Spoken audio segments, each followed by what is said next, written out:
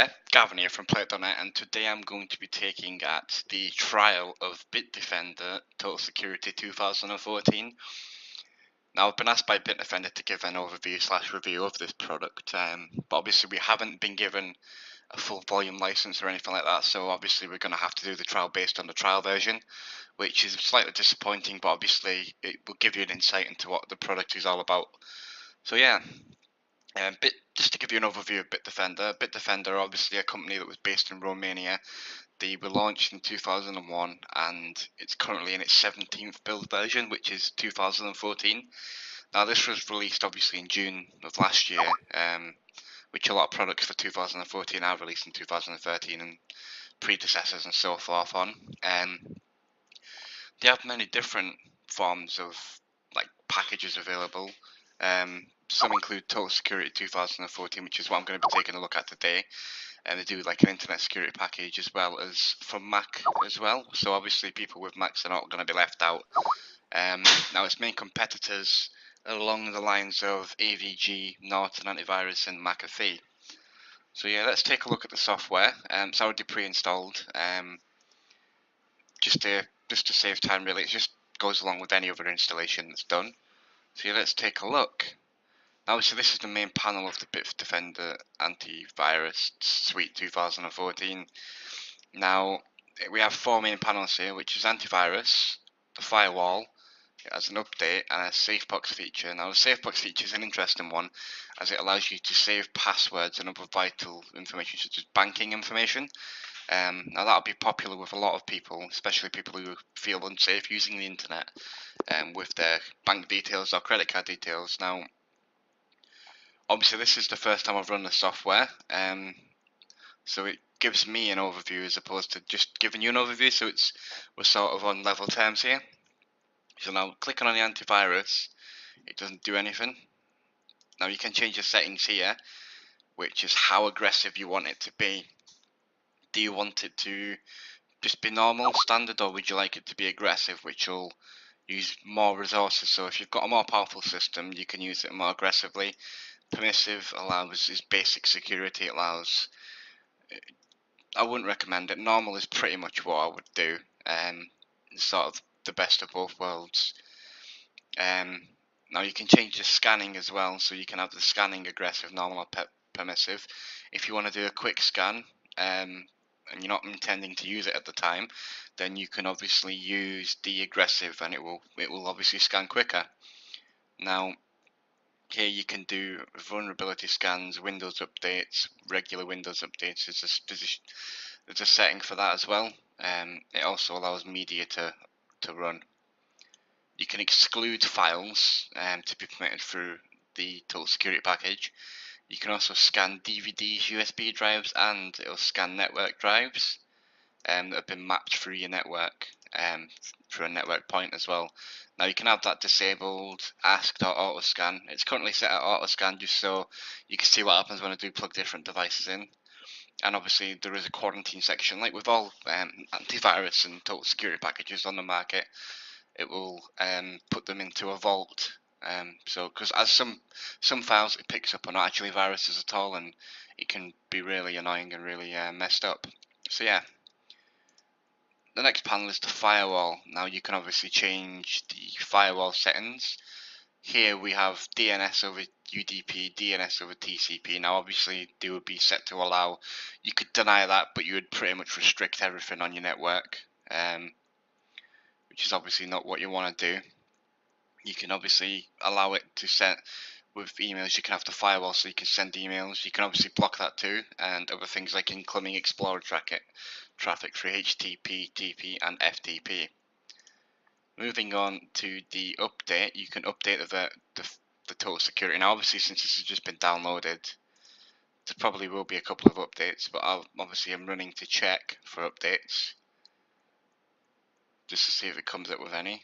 It's currently downloading updates now, which should obviously, it'll keep you up to date. Now updates are a good thing because obviously viruses do come out often, and not every antivirus is equipped for them. Now with updates, it allows you to do that.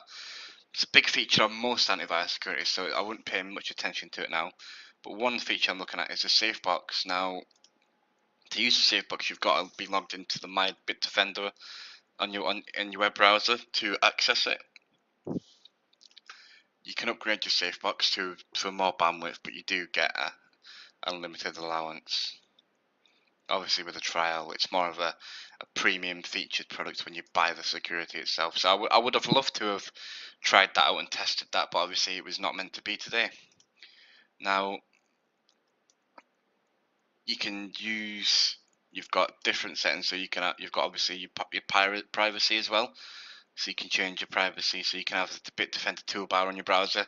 I won't allow that. I hate software that has toolbars. It just feels bloated.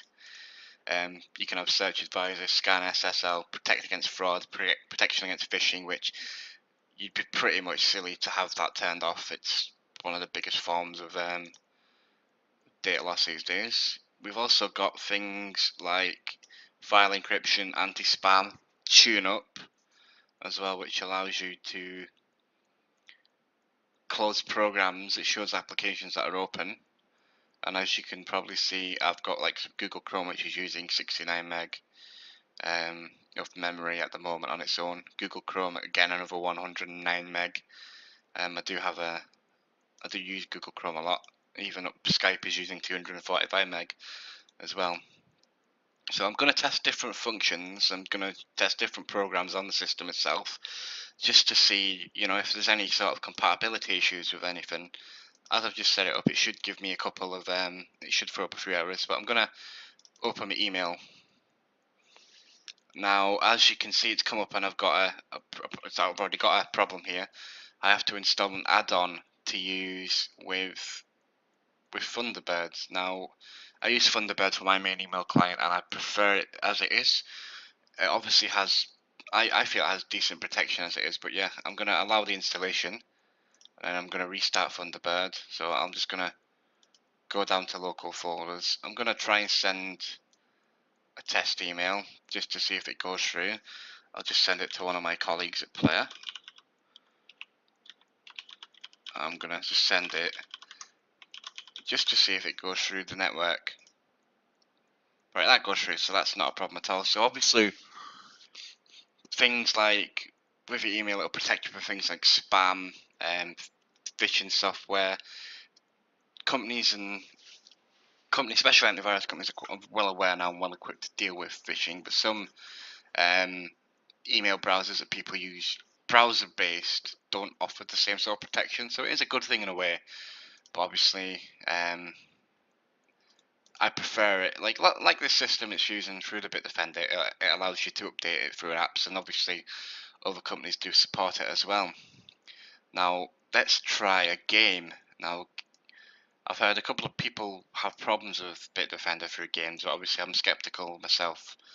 As I've set it up and I've got it running on autopilot, it automatically chooses the settings. Now if I pick a game like Counter-Strike Global Offensive, it has let me run. There is no problems. Yes, I have a competitive cooldown. Let's just see if it lets me join a game. Let's see if it goes. Let me go through the firewall.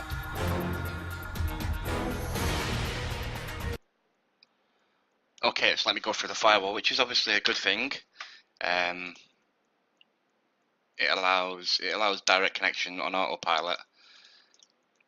Now I'm going to test another method. I'm going to download a file now. Just going to download any old file. GPU-Z is a good example from Tech Power Up. I'll download that now and see what it comes up with. So far I'm quite impressed with the software, which is obviously, with it being a trial version, I'd have loved to have seen a fully fledged and been given a key like I have been with other antivirus securities, but I guess it just wasn't meant to be. Now I can update, so it's obviously allowed me to download programs, which is a good thing. Can't fault the program software there. Now let's just take a look. Now we can scan now, so you can do a quick scan, which will obviously run a basic quick scan. you can do a full system scan, which will obviously scan. So if you've got multiple hard drives or you've got multiple storage devices, then obviously that will allow you to do that. You can manage scans, and obviously you can do vulnerability scans as well. And you can use rescue mode, which will remove viruses from your system. Pretty much like Windows safe modes. Now obviously let's do a quick scan, and let's see if it picks up any infections on my system. Just to go for, obviously, well, it's already done. It scanned 1,922 items, which isn't a lot. I mean, I know obviously it's a quick scan, but I would expect it to go through a lot more files than that, and obviously no threats were found. Let's have a look if we do a full system scan, just to see if that's obviously that's going to take a bit longer. Now I am only using a 250 gigabyte SSD, so obviously it shouldn't take too long to go through, but I would expect it to be running slightly faster, given that the amount of space used isn't much. Doesn't seem to be taking overly long, obviously, for a full system scan, but I would expect it to run quicker. Just to see how much juice it's running out. Currently, especially with likes of Google Chrome open, it's only running at 12% CPU usage, so you could quite happily run a different program and application while this is in the background. Whereas likes of Norton Internet Security and McAfee, you would probably have to shut down your programs and just wait and see how it goes. Now obviously I'm not going to continue the full scan. I haven't got that much time today. As I've mentioned, the firewall, you can change different things, so you can have like your network activity. So at the moment I've got quite a few things that are going through the network. Some obviously creating with more bandwidth than others. Some have been on longer than others as well. Now I recently did a internet restart around about 20 minutes ago, prior to doing this video overview. But yeah, now given that Bitdefender, I wouldn't say they're an old company. They've been around for over a decade now. But I mean, the GUI is a nice addition. It's very easy to use. You can have it in autopilot, which will automatically set all the settings based on how Bitdefender thinks your computer should be, and through the network as well. Which is a nice thing. It allows you not to worry about it. Just have it on autopilot and just let it run, basically, which can't fault.